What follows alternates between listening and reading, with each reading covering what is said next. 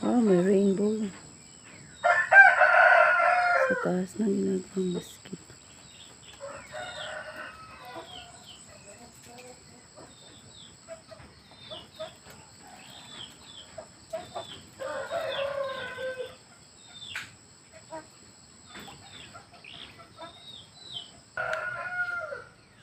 Dito tayo ngayon sa ginagawang masjid.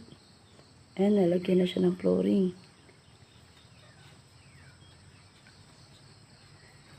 Yan. Yan yung ginagawang mosque.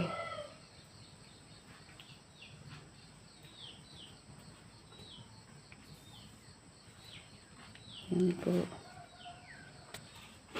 Doon tatayo ang imam. Yung maglilid ng prayer.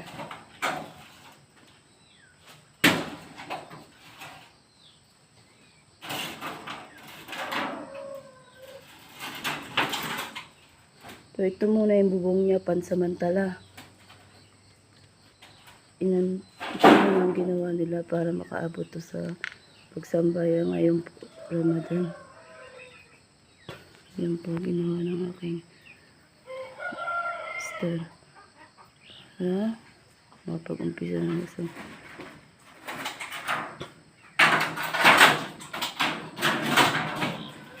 inshallah. Tapos ng masjid na to at maraming mga pagsambayang dito inshallah. Amin. Ito yung pinto niya para daanan ng mga dyan papasok ang mga lalaki. Dyan sila papasok, dito sila sa unahan banda.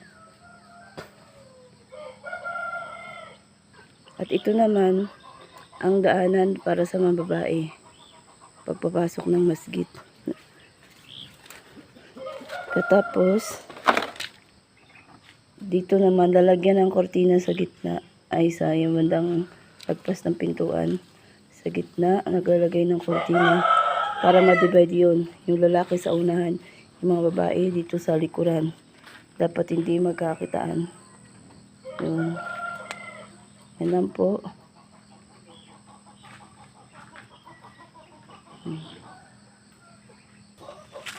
Yung view niya sa labas.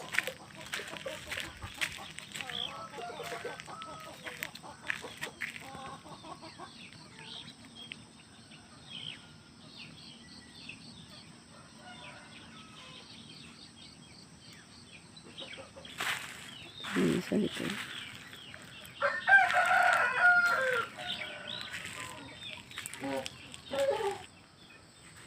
Ito yung view niya sa gilid.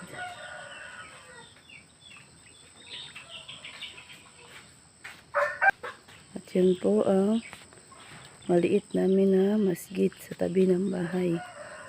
Ito ay pinagawa ng kapatid ng aking asawa. Na namayapa na. Ang kapatid ng asawa ko na kapatid yung kuya ng asawa ko na sumabi ng buhay na ito yung project nila.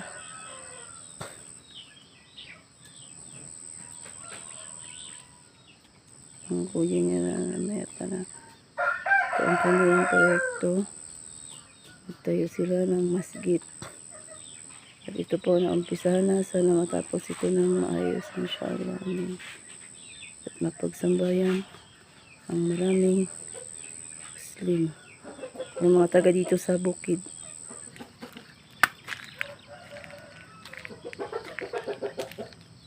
Yan, may rainbow pa. Wala na.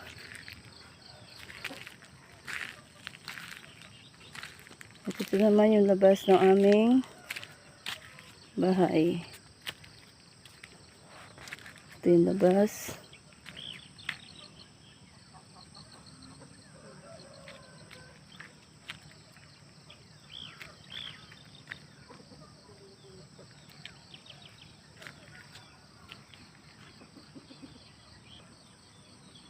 Masjid. At yan po, dito magtatapos ang ating vlog.